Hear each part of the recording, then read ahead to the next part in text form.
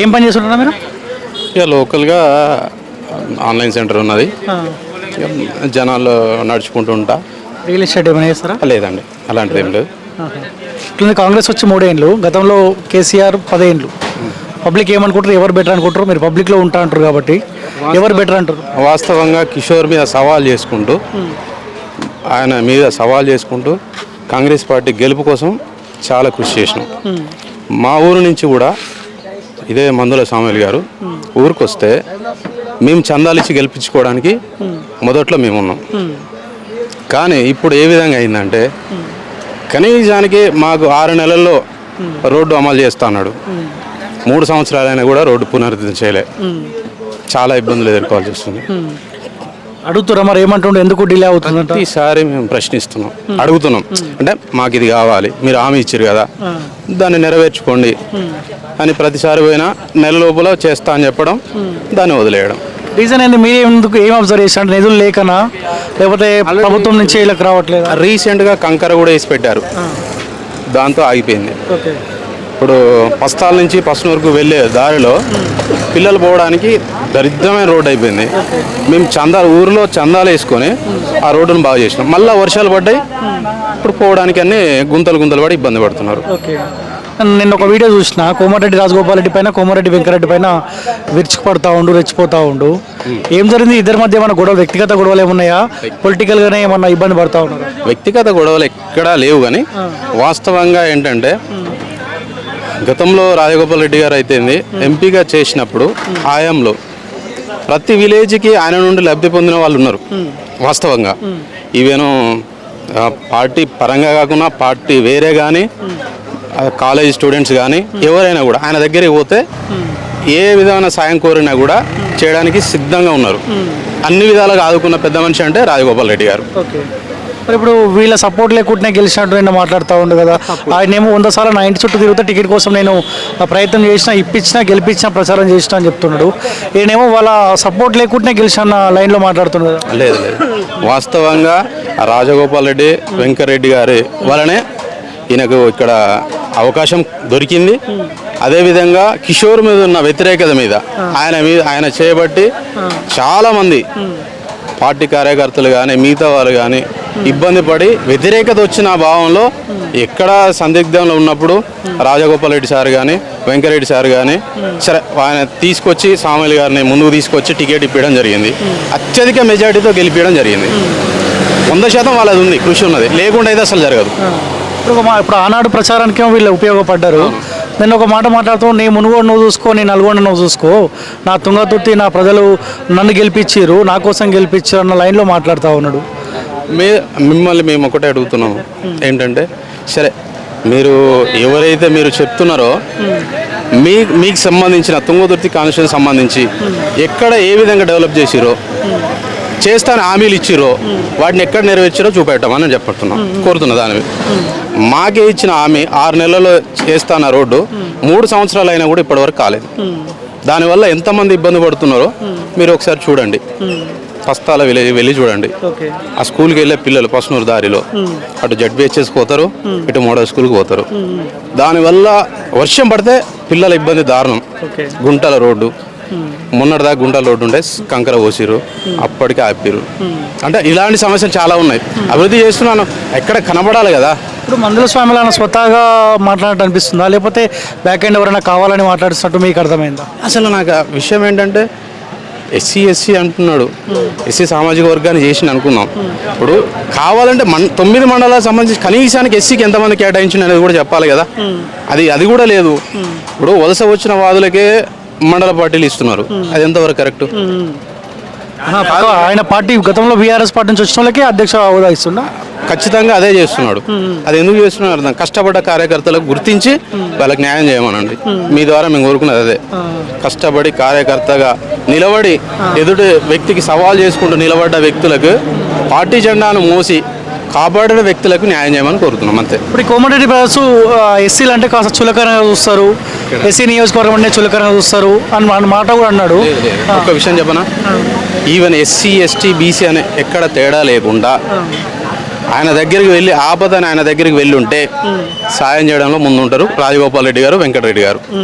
దాంట్లో ఎక్కడ వెనక దగ్గర వారు ఎవరైనా కానీ ఎక్కడి నుంచైనా కానీ ఆపదని ముందుకు వెళ్ళిండా, వారి దాకా వార్త వెళ్ళిందా ఖచ్చితంగా సేవ చేయడానికి సిద్ధంగా ఉన్నారు. ఇప్పుడు మంత్రి పదవి కూడా ఇవ్వద్దు, ఒక యాదవ్కి ఇవ్వాలి, ఒక ఎస్టీకి ఇవ్వాలంటుండు. మంత్రి పదవి ఏమో రాజగోపాల్ రెడ్డి అడుగుతా ఉన్నాడు, ఎందుకంటే ఆయనకు పార్టీ హామీ ఇచ్చింది కాబట్టి ఇవ్వమన్న డిమాండ్ కూడా పార్టీ ముందుంది. ఆయనకి ఇవ్వద్దు అని ఇండైరెక్ట్గా చెప్తా ఉండు కదా. మేము అనుకునేది ఏంటంటే ఎక్కడో తెలియని వ్యక్తులకే సాయం చేస్తున్నప్పుడు ఒక హోదాలు ఉన్నప్పుడు ఇంకా వేల మందికి సాయం చేయడానికి సిద్ధంగా ఉంటారు కదా. మా నుంచి కోరుకునేది ఏంటంటే అలాంటి వాళ్ళకు ఒక మంత్రి పదవి ఇస్తే మేము సంతోషిస్తాం, దానికోసం మేము ఏదైనా చేయడానికి సిద్ధంగా ఉంటాం. అట్లా మంత్రి పదవి ఇవ్వద్దని చెప్పి ఎవరన్నా మాట్లాడిస్తారు అనుకోవచ్చా మందుల సేవలతోటి? అది కూడా అర్థం కాని విషయం ఏంటంటే ఇప్పుడు గతంలో సరే ఆయన ద్వారానే వెంకటరెడ్డి గారి ద్వారానే పార్టీలోకి వచ్చినాడు, రాజగోపాల్ రెడ్డి గారి ద్వారానే స్థానికంగా రాజకీయంగా పోటీ చేసినాడు, అంతా అయినది. కానీ వ్యతిరేకించడానికి కారణం అనేది అర్థం కావట్లా, అది ఏం జరుగుతుందో తెలవట్లా. కాబట్టి ఇప్పటికైనా స్థానికంగా ఉన్న పార్టీ కోసం పనిచేసిన నాయకులకు, జెండాలు మోసిన వ్యక్తులకి, కష్టకాలంలో ఎవరైతే లీడర్గా ఉండి కాంగ్రెస్ పార్టీని కాపాడిన వ్యక్తులకు న్యాయం చేసి వాళ్ళకి సంబంధించినంగా ఎలాంటి పదవులు లేకుండా వాళ్ళకి గుర్తింపు ఇవ్వమని మేము కోరుతున్నాం. అంతే, అంతకుమించి మేము ఎలాంటివి కోరట్లా.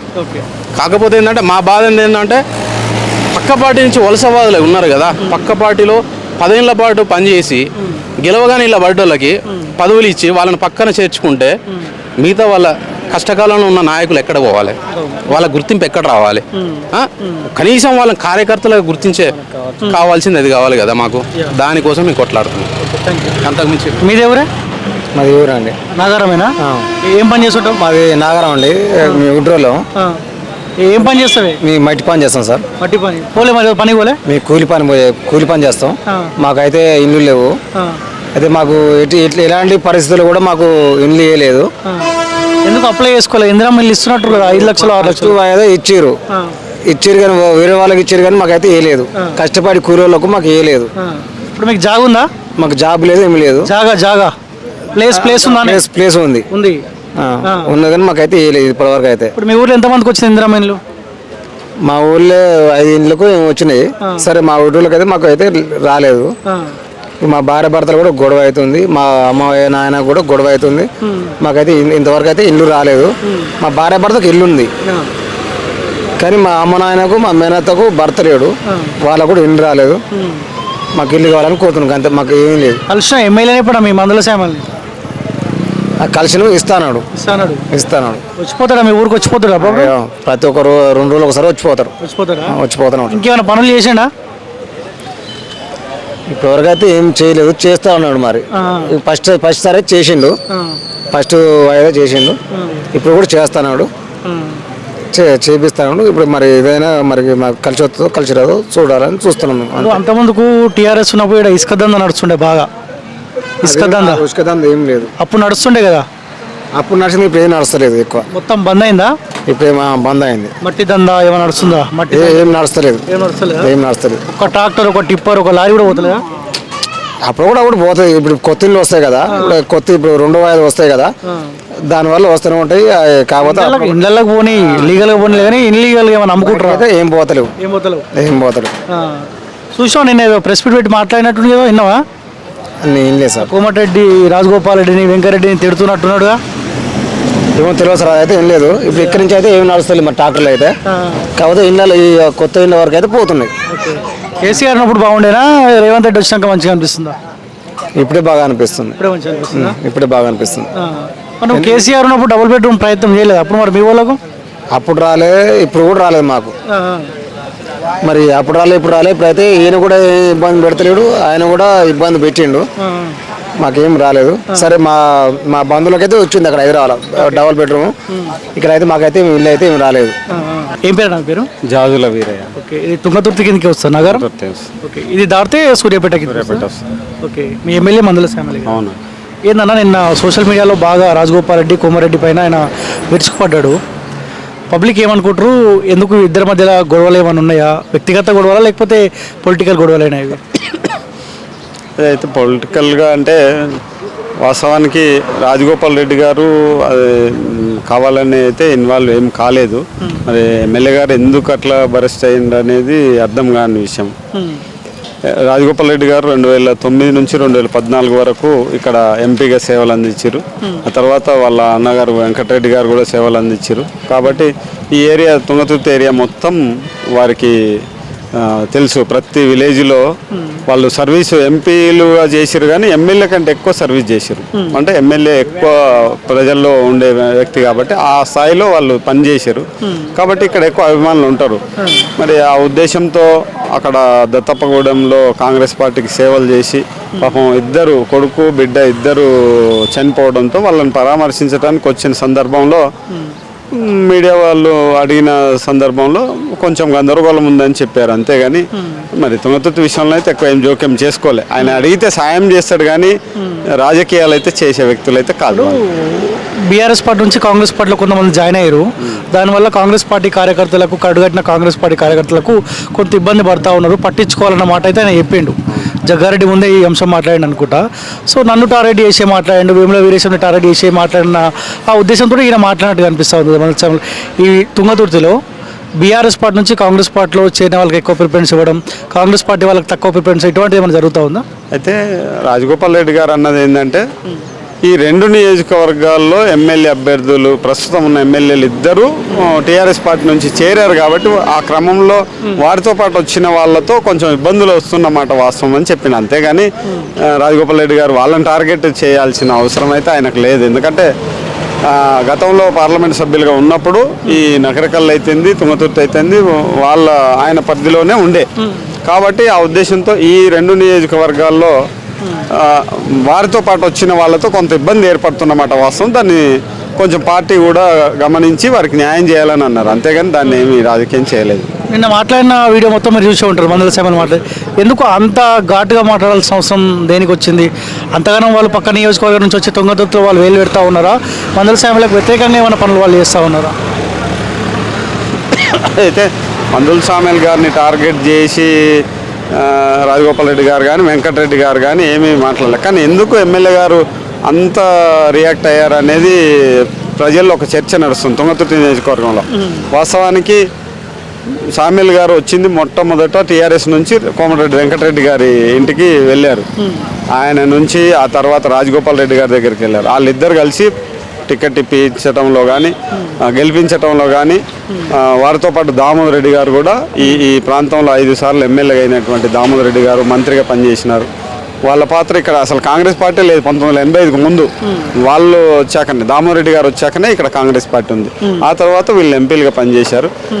సామెల్ గారిని గెలిపించే బాధ్యత కూడా కోమటిరెడ్డి బ్రదర్స్ దామోదర్ రెడ్డి గారు తీసుకున్నారు, గెలిపించారు. గెలిపించిన తర్వాత మరి ఎమ్మెల్యే గారు ఎందుకు అట్లా మాట్లాడారో అది షాక్. ఒక్కోసారి నిన్న తుంగతుర్తి ప్రజలు వాస్తవంగా షాక్ గురయ్యారు. ఇప్పుడు రాజగోపాల్ రెడ్డి ఇక్కడ తుంగతుర్తిలో ఉన్న కొంతమంది అభిమానులకు చెప్పిండా మందుల సేమల్ని గెలిపించాలి, ఖచ్చితంగా గెలిపిస్తే తుంగతుర్తికి ఒక ఎమ్మెల్యే ఉంటాడు, మీకు అందుబాటులో ఉంటాడు, ఈ మాట తుంగతుర్తి ప్రజలకు చెప్పిండా? చెప్పారు. ప్రచారంలో నేనే సామ్యుల్ గారే నేను అనుకోని నన్ను నా అభిమానులందరూ కాంగ్రెస్ పార్టీ సామ్యుల్ గారే నేను అనుకోని ఓటేయమని చెప్పారు. వెంకటరెడ్డి గారు చెప్పారు. దామోదర్ రెడ్డి గారు కూడా తుంగతుర్తి ప్రజలకు అందుబాటులో లేదు సామెల్ గారు కోటేయమని చెప్పి వీళ్ళ ముగ్గురు కలిసి చామల కిరణ్ కుమార్ రెడ్డి గారు ప్రస్తుత ఎంపీగా ఉన్నటువంటి చామల కిరణ్ కుమార్ రెడ్డి గారు. కాకపోతే దీంట్లో ఏమవుతుందని అంటే వాళ్ళు చేసినటువంటి మంచిని మరుగున పెట్టి మరి కులం ప్రస్తావన అవన్నీ ఎందుకు వస్తున్నాయి అనేది ప్రజల్లో చర్చ బాగా నడుస్తుంది. సరే, రాజగోపాల్ రెడ్డి గతంలో ఎంపీగా పనిచేసిన మాట మీరు చెప్తారు, ఎమ్మెల్సీగా పనిచేసిండు, ఇప్పుడు మునుగోడు ఎమ్మెల్యేగా ఉన్నాడు. వాళ్ళన్న కూడా నల్గొండ నుంచి చాలాసార్లు ఎమ్మెల్యే గెలిచి ఇప్పుడు మినిస్టర్గా ఉన్నారు. వీళ్ళు ఎస్సీ నియోజకవర్గం పట్ల కాస్త చులకగా ప్రవర్తిస్తారు అన్నమాట మందల శ్యామల అన్నాడు. అంటే వీళ్ళు రెడ్డిలు కాబట్టి కింది కులాల వాళ్ళని తక్కువగా చూసే ఆలోచన రాజగోపాల్ రెడ్డికి ఉందా? రాజగోపాల్ రెడ్డి గారు 2008 నుంచి నేను గమనిస్తున్నా వారిని. వెంకటరెడ్డి గారిని కూడా 1999 నుంచి గమనిస్తున్నా. ఇప్పటివరకు ఎస్సీల పట్ల కానీ బీసీల పట్ల కానీ ఎక్కడ అనుచితంగా ప్రవర్తించలేదు. వాళ్ళు సొంత కుటుంబం వ్యక్తుల్లాగానే ప్రవర్తిస్తారు. వాళ్ళు కులం విషయంలో అసలు పట్టించుకోరు. సాయం చేసే వ్యక్తులే కానీ ఇట్లా కుల ప్రస్తావన, ప్రాంతము, ఏరియా పక్షపాతం వహించే వాళ్ళు కాదు వాళ్ళు. ఇప్పుడు ఈయన కూడా మందల స్వామి కూడా పక్క పార్టీ నుంచి వచ్చిండు. బీఆర్ఎస్ పార్టీ నుంచి కాంగ్రెస్ పార్టీ ఏదైతే నాకు టికెట్ ప్రకటించారు. నువ్వు బీజేపీలో పోయినవని ఈయన మీద విమర్శ చేస్తూ ఉండు. అట్ ద సేమ్ టైం ఈయన స్వతహాగా ఈయననే గెలిచినట్టు మాట్లాడుతూ ఉండు కదా. అంటే కాంగ్రెస్ పార్టీ పేరు మీద గెలిచిండా, లేకపోతే కోమారెడ్డి బ్రదర్స్ సపోర్ట్ చేయడం ద్వారా, దామోదర్ రెడ్డి మనుషులు సపోర్ట్ చేయడం ద్వారా మందుల శామ్యుల్ గెలిచిండా, లేకపోతే ఒకే ఒక్క మందుల శామ్యుల్ బొమ్మ చూసి ఆయన కోటేజ్ గెలిపించారా?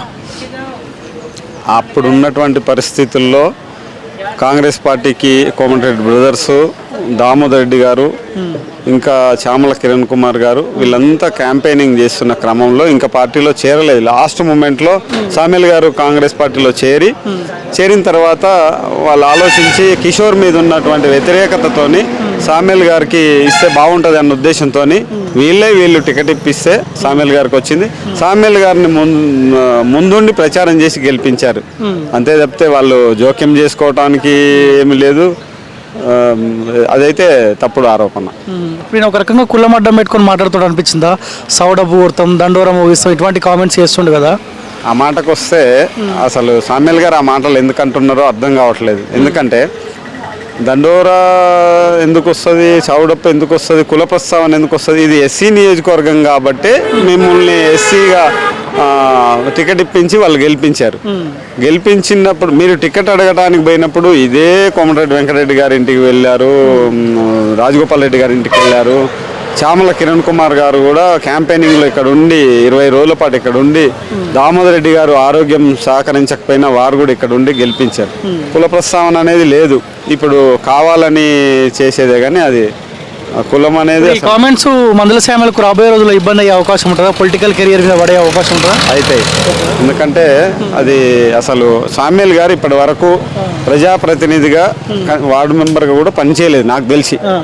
డైరెక్ట్ ఎమ్మెల్యే అయ్యారు. వారికి ఒక అవకాశం వచ్చినందుకు సంతోషపడుతూ ఇక్కడ ప్రజలతో మమేకమయ్యి ఇంకా వచ్చే ఇప్పుడు డిలిమిటేషన్లో సీట్లు పెరిగితే కానీ లేకపోతే నెక్స్ట్ ఎక్కడన్నా ఎస్సీ ఇది మారి వేరే దగ్గరికి వెళ్తే కానీ అవకాశం ఉండేలాగా చూసుకుంటే మంచిది. కానీ ఇట్లా వివాదాస్పదం చేయడం అనేది కొంచెం ప్రజలకు ఇబ్బంది. ముందుగా అభివృద్ధి కంటే తుంగతుర్తి నియోజకవర్గంలో ప్రస్తుతం కొంచెం వివాదాస్పదమైనటువంటి రాజకీయాలు నడుస్తున్నాయి. ఓకే, ఇప్పుడు ఎవరు చెక్ పెట్టాలి? ఆయన హైకమాండ్ కూడా కంప్లీట్ చేసే అవసరం అయితే హైకమాండ్ ఖచ్చితంగా కలగజేసుకొని దీనికి ఇంతటితో ఫుల్ స్టాప్ పెట్టాలని ఇక్కడ ప్రజలు కోరుకుంటారు. ఎందుకంటే గతంలో ఇక్కడ పనిచేసిన వాళ్ళు ఎవరు కూడా ఇంత తీవ్ర స్థాయిలో వివాదాలు ఎప్పుడూ కలగలేదు. ఎస్సీ బీసీ ఓసీ అంటూ ఉండేది. తుంగతుర్తి నియోజకవర్గం విప్లవ భావజాలం ఉన్నటువంటి నియోజకవర్గం. ఇక్కడ కులము, ఇక్కడ రెడ్లు కమ్యూనిస్టులు రజాకారులను ఎదుర్కొనడంలో రెడ్లు ముఖ్య పాత్ర వహించారు. స్వాతంత్ర ఉద్యమంలో ముఖ్య పాత్ర వహించారు. వారికి తోడుగా ఎస్సీ ఎస్టీ బీసీలు కూడా వారికి తోడుగా ఉన్నారు. కానీ ఇప్పుడు కుల ప్రస్తావన ఎందుకు వస్తుంది అనేది అది వ్యక్తిగతంగా ఎమ్మెల్యే గారు కొంచెం పునరాలోచించుకోవాలని చెప్పి మేము అనుకుంటున్నాం.